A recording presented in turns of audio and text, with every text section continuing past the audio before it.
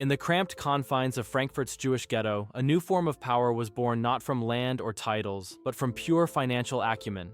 Mayor Amschel Rothschild, a dealer in rare coins, understood that money itself could be a commodity more potent than any army. He sent his 5 sons to the great capitals of Europe, creating a network of banks that operated as a single, unified entity. This financial mesh allowed them to move capital across borders with unprecedented speed, funding governments and influencing state decisions from the shadows. The family's defining moment came with the Napoleonic Wars. By financing the British war effort and using their unparalleled network to get news of Napoleon's defeat at Waterloo first, they made a fortune. Nathan Rothschild's bold moves on the London Stock Exchange secured the family's dominance over European finance. Their wealth became legendary, eclipsing that of many royal houses and funding massive projects like the Suez Canal. They were not just bankers, they were kingmakers, their loans propping up or bringing down governments. Though branches of the family have waned and fortunes have been diluted over generations, the core enterprise endures. The name Rothschild still commands respect in the world of high finance, a symbol of immense wealth and influence. The family's true innovation was the creation of a private, international financial system that transcended national borders. They didn't invent banking, but they perfected a model of global finance that remains the blueprint for the modern world economy. The Rothschilds proved that the true seat of power is not a throne, but the ledger that balances the debts of kings. In the heart of Renaissance Florence, one family demonstrated that wealth could be translated into cultural and political dominance. The Medici were not of noble blood. Their power originated from the Medici Bank, which became one of the most respected institutions in Europe. Cosimo de' Medici, the patriarch, perfected a strategy of ruling from behind the scenes, using his vast fortune to control the city's politics. He understood that influence was more effective than overt rule, placing allies in key government positions while maintaining the appearance of a republic. The family's true genius lay in their patronage of the arts. They sponsored artists like Donatello, Botticelli, and a young Michelangelo, funding creations that would define the era. This was not mere charity, it was a strategic investment in their own prestige and the glory of their city. Their influence reached its zenith when the family produced 2 popes, Leo X and Clement VII, placing Florence at the center of European power. From the Papal States, they manipulated international politics and financed grand projects, including the reconstruction of St. Peter's Basilica. Generations passed, and the family's banking fortunes eventually declined, their political power fading with them. The last Medici ruler died without a male heir, officially ending the dynasty's control over Tuscany. Yet their investments in culture outlasted their financial empire. They transformed Florence into a living museum, ensuring their name would be forever linked with the birth of the modern Western world. The Medici are no longer a political force, but have become a permanent symbol of the Renaissance itself. From a modest castle in Switzerland, one family would come to dominate Europe for over 600 years, not primarily through conquest, but through marriage. The House of Habsburg mastered the art of dynastic politics, their motto becoming a famous Latin verse, "Let others wage war, thou, happy Austria, marry."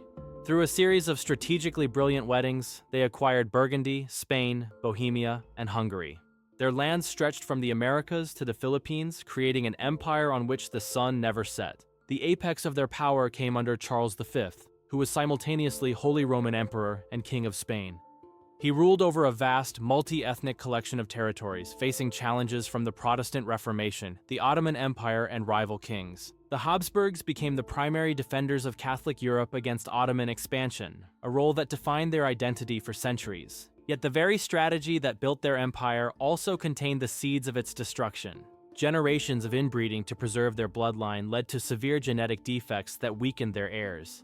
The rise of nationalism and the devastation of World War I finally shattered their ancient realm. In 1918, the last Habsburg emperor was forced into exile, and their diverse empire was carved into new nation-states. The dynasty that had once been the center of European politics was relegated to the history books. The family that once held the imperial crown of Europe became ordinary citizens, their name a reminder of a bygone era. The Habsburgs demonstrate that even the most sprawling empires, built on blood and alliance, are ultimately fragile in the face of history's great shifts. After decades of brutal civil war that shattered the Roman Republic, one man established a dynasty that would define the Roman Empire. Augustus, the adopted son of Julius Caesar, carefully constructed a new political order, the Principate, while maintaining the illusion of the old republic. This delicate balance of power ushered in the Pax Romana, an unprecedented era of peace and stability that lasted for 2 centuries. He professionalized the army, reformed the tax system, and launched a massive program of public works that transformed the city of Rome. The dynasty he founded, the Julio-Claudian, included emperors whose names are now legendary: the reclusive Tiberius, the cruel Caligula, the intelligent Claudius, and the infamous Nero. Their reigns were a volatile mix of administrative competence, military expansion, and extreme paranoia. The dynasty's end came with Nero, whose excesses and perceived tyranny alienated the Senate, the army, and the people. Facing multiple rebellions and declared a public enemy by the Senate, Nero took his own life in 68 AD. His death plunged the empire into a new civil war, known as the Year of the Four Emperors, as the Julio-Claudian line was now extinct. Though the family itself ruled for less than a century, the system of government they created endured for hundreds of years. They laid the foundation of the Roman Empire, centralizing power in the hands of one man. The public works, roads, and aqueducts built under their rule became the skeleton of the empire. The Julio-Claudians created the very office of emperor, an institution that would shape the next millennium of Western history. Their story proves that a family can be both the architect of a golden age and a source of its most infamous instability. On the vast windswept steppes of Central Asia, a boy named Temujin was born into a world of fractured, warring tribes. Through brutal determination and unmatched strategic genius, he would unite them, taking the name Genghis Khan. The Borjigin clan, once just one among many, became the ruling family of the largest contiguous land empire in history. Their power was built on a foundation of absolute loyalty and a military machine that was disciplined, adaptable, and utterly ruthless. In just 2 generations, Genghis Khan and his sons and grandsons conquered everything from the Pacific Ocean to the heart of Europe. Their conquests connected east and west, shattering old empires and creating new lines of communication. This period of Mongol domination, known as the Pax Mongolica, secured trade routes like the Silk Road, allowing for an unprecedented exchange of goods, ideas, and technologies. His grandson, Kublai Khan, conquered the rest of China and established the Yuan dynasty, ruling not as a steppe chieftain, but as a Chinese emperor. But the sheer size of their empire made it impossible to govern as a single entity. After the death of its great leaders, the empire fractured into several successor states, like the Golden Horde in Russia and the Ilkhanate in Persia. Internal strife and assimilation into the cultures they had conquered gradually eroded their power. Though their empire dissolved within a few centuries, the world they left behind was fundamentally changed. Genghis Khan and his family didn't just redraw the map of the world, they permanently altered the genetic landscape of Asia. The Borjigin clan reveals that power born from the sword can reshape the world, but is almost impossible to sustain. In the heart of the Arabian desert, an 18th century alliance was forged that would one day control the world's most vital resource. Muhammad ibn Saud, a local ruler, formed a pact with the religious reformer Muhammad ibn Abd al-Wahhab, creating a powerful fusion of political ambition and religious ideology. For over a century, their fortunes rose and fell, but in the early 20th century, a single, determined leader unified the warring tribes of the peninsula. Abdulaziz ibn Saud reconquered his ancestral home of Riyadh and, over 3 decades of campaigns, established the modern Kingdom of Saudi Arabia in 1932. The family's destiny, and that of the world, was transformed in 1938 with the discovery of massive oil reserves. The barren desert sands were covering an ocean of petroleum, and the House of Saud held the key. This newfound wealth gave the family immense geopolitical leverage, making them a crucial player in the global economy. Their power is reinforced by their role as the custodian of the 2 holy mosques, Mecca and Medina, granting them immense influence across the Islamic world. The family governs as an absolute monarchy, with power passing between the sons and grandsons of the founder. The kingdom has modernized at a breathtaking pace, transforming from a nomadic society into a G20 economy. However, the family faces the ongoing challenge of balancing its conservative religious foundations with the pressures of a rapidly changing world. The family's wealth is staggering, with estimates placing their net worth at over $1 trillion, largely tied to the state oil company, Saudi Aramco. The House of Saud's power is no longer just regional, it is a critical component of the world's energy security. Their story shows how a pact made in the desert became a dynasty that fuels the entire planet. In the chaotic, cutthroat world of post-Civil War America, a bookkeeper from Cleveland saw opportunity in a new volatile industry, oil. John D. Rockefeller was methodical, ruthless, and obsessed with efficiency, qualities he would use to build an industrial empire. In 1870, he incorporated the Standard Oil Company. He believed competition was wasteful and set out to eliminate it, pioneering a business structure known as the trust. Through secret deals with railroads for discounted rates, price wars, and strategic buyouts, he systematically dismantled his rivals.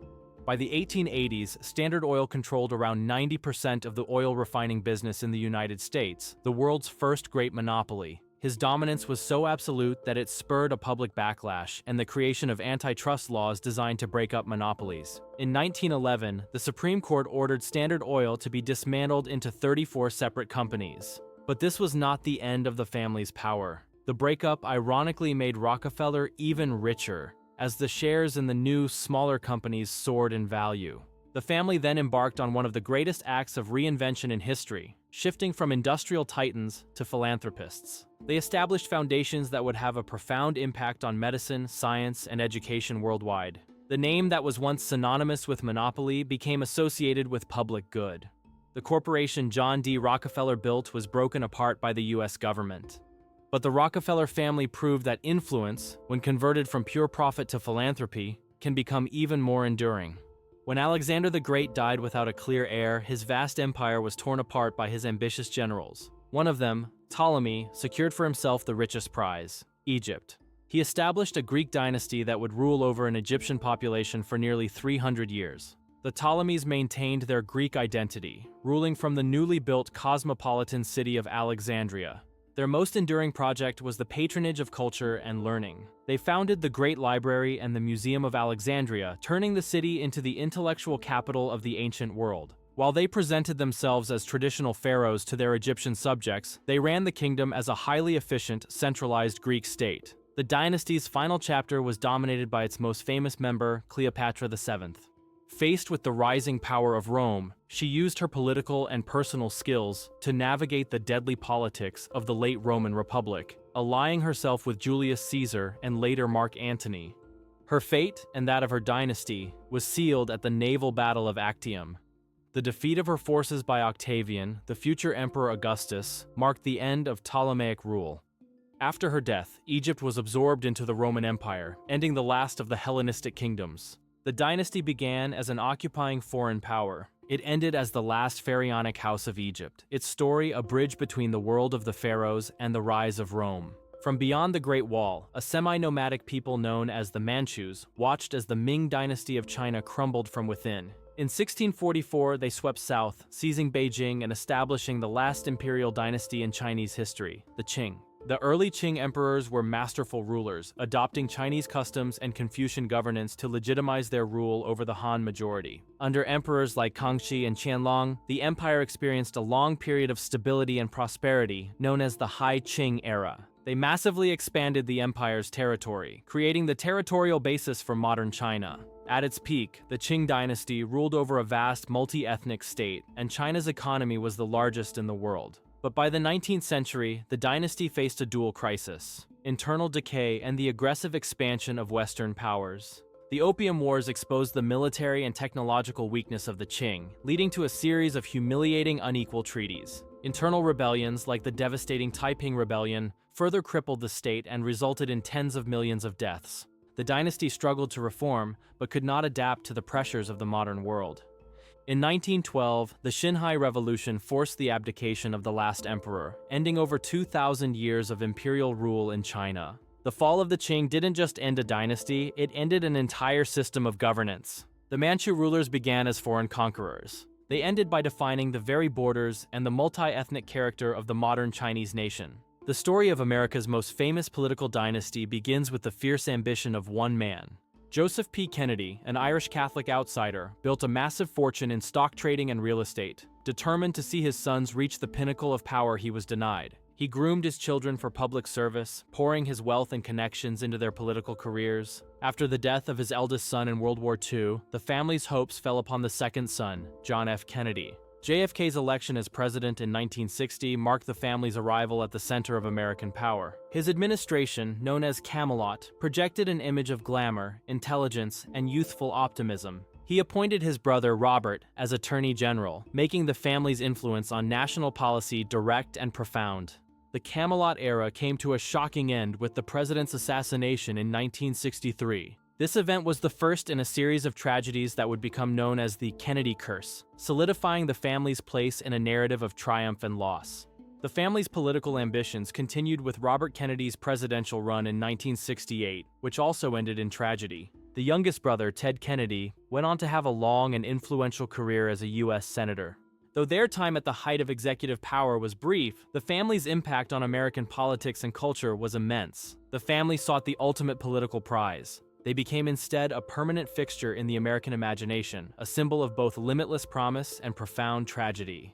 In the chaotic and corrupt world of Renaissance Italy, one family's name became a byword for ruthless ambition and scandal. The Borgias of Spanish origin were outsiders who ascended to the very pinnacle of power, the papacy. Rodrigo Borgia, through masterful political maneuvering and bribery, became Pope Alexander VI in 1492. He used the immense spiritual and temporal power of the church not for religious ends, but to carve out a hereditary kingdom for his children. His son, Cesare Borgia, was a brilliant and utterly ruthless military commander who served as the model for Machiavelli's The Prince. With his father's papal blessing and funding, Cesare waged a series of brutal campaigns to subdue the rebellious lords of the Papal States. His sister Lucrezia was used as a political pawn, her marriages arranged and dissolved to forge strategic alliances. The family's reign was marked by accusations of corruption, assassination, and treachery. Their control over Rome was absolute, and their enemies disappeared with alarming frequency. The entire Borgia enterprise depended on one man, the Pope. When Alexander VI died suddenly in 1503, their power structure collapsed almost overnight. Cesare, without the protection of the papacy, was quickly outmaneuvered by his enemies, losing his lands and eventually his life. The Borgias sought to create a permanent hereditary dynasty. What they created instead was a timeless lesson on the nature of power, that what is built on personal ambition alone collapses when the person is gone. In the crucible of India's independence movement, one family emerged to lead the world's largest democracy for much of its modern history. The dynasty began with Jawaharlal Nehru, a leading figure in the Indian National Congress and the country's first prime minister. Nehru governed India for 17 years, laying the foundations for its modern, secular state and championing a policy of non-alignment during the Cold War. He was not a king, but he held the affection and trust of millions, establishing a powerful political legacy. After his death, his daughter, Indira Gandhi, rose through the ranks of the Congress Party to become prime minister. Her leadership was defined by a strong, centralized style, a victory in the 1971 war with Pakistan, and controversial decisions like the declaration of a state of emergency. She was a polarizing figure, hailed by some as a strong leader and criticized by others for authoritarian tendencies. Tragedy became a recurring theme for the family. Indira Gandhi was assassinated by her own bodyguards in 1984. His son, Rajiv Gandhi, was thrust into the role of prime minister, continuing the family's hold on power. Rajiv also met a violent end, assassinated during an election campaign in 1991. The family's dominance seemed to be over, but Rajiv's Italian-born widow, Sonia Gandhi, eventually stepped in to lead the Congress Party, followed by her children, Rahul and Priyanka. For nearly 3/4 of a century, the family has been at the center of Indian politics. They did not rule as monarchs, but through the ballot box in a vibrant democracy. The Nehru-Gandhi family demonstrates that in the modern world, a dynasty can be built not on a crown, but on a name that is synonymous with the nation itself.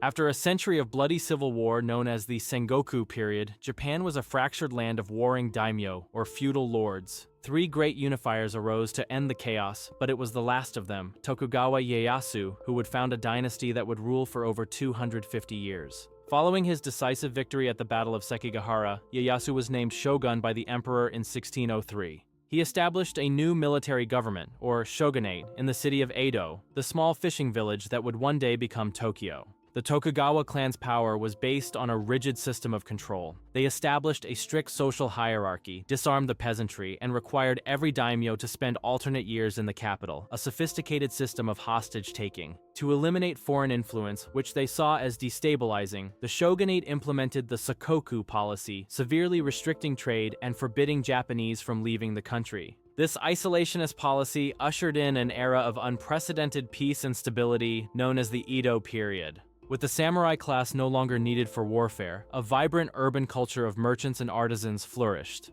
The long peace was shattered in 1853 by the arrival of American warships, which forced Japan to open to foreign trade. The shogunate's inability to stand up to the Western powers exposed its weakness, leading to a surge of anti-Tokugawa sentiment. In 1868, a coalition of powerful clans overthrew the shogunate and restored direct imperial rule in what became known as the Meiji Restoration. The family that had brought centuries of peace and stability was swept away by the forces of modernization. The Tokugawa clan's great project was to freeze Japan in time to ensure peace, but their story proves that no society can remain isolated forever. In the early 16th century, a descendant of both Genghis Khan and Timur the Lame swept down from Central Asia into the Indian subcontinent. His name was Babur, and with a small but technologically superior army, he laid the foundation for the mighty Mughal Empire at the First Battle of Panipat. The empire was solidified by Babur's grandson, Akbar the Great. A military genius and a wise administrator, Akbar pursued a policy of religious tolerance, incorporating Hindus into the nobility and fostering a syncretic culture. The height of Mughal power was also a golden age of art and architecture. Under Emperor Shah Jahan, the empire produced its most iconic monument, the Taj Mahal, a mausoleum for his beloved wife, Mumtaz Mahal. This era saw a flourishing of literature, painting, and a unique architectural style that blended Persian, Indian, and Islamic elements. The empire reached its greatest territorial extent under Aurangzeb, but his reign marked the beginning of its decline. His religious orthodoxy and costly wars of expansion drained the treasury and alienated large parts of the population. Over the next century, the empire weakened, plagued by internal rebellions and the growing power of European trading companies. The British East India Company gradually expanded its influence, reducing the once mighty emperors to mere figureheads. The final blow came after the Indian Rebellion of 1857, after which the British formally dissolved the empire and exiled the last emperor. The political structure of the Mughal Empire is gone, but its cultural and architectural legacy is now woven into the very fabric of modern India. Out of the ashes of the French Wars of Religion, a new dynasty rose to power that would come to define the age of absolute monarchy. In 1589, Henry of Navarre, a Protestant, became King Henry IV of France, founding the House of Bourbon. The dynasty's power reached its zenith under Henry's grandson, Louis XIV, the Sun King. He moved the court to the lavish Palace of Versailles, a magnificent stage where he could domesticate the nobility and centralize all power in himself. The Bourbons were not confined to France. Their influence spread across Europe. Through the War of the Spanish Succession, a Bourbon prince, Philip V, ascended to the Spanish throne, an arrangement that still exists today. But the absolute power they had perfected in France created deep social and economic resentments. In 1789, the French Revolution erupted, a cataclysmic event that shattered the old order. King Louis XVI and his wife, Marie Antoinette, were executed, and the Bourbon monarchy in France was abolished. After the defeat of Napoleon, the Bourbons were briefly restored to the French throne. But the age of absolutism was over, and they were overthrown for good in the revolutions of 1830 and 1848. While the senior branch lost the throne of France forever, the Spanish branch endured, surviving civil wars and dictatorships. The family that perfected absolute monarchy in France was ultimately consumed by a revolution against that very idea. The Bourbons now serve as a powerful reminder that while thrones can be lost, a family name can survive as a symbol of both absolute power and its dramatic downfall. From finance to faith, from conquest to culture, these families prove that power is a force that can be inherited, cultivated, and ultimately lost. If you enjoyed the video, don't forget to like, subscribe, and comment with your ideas for future topics. Thanks for watching.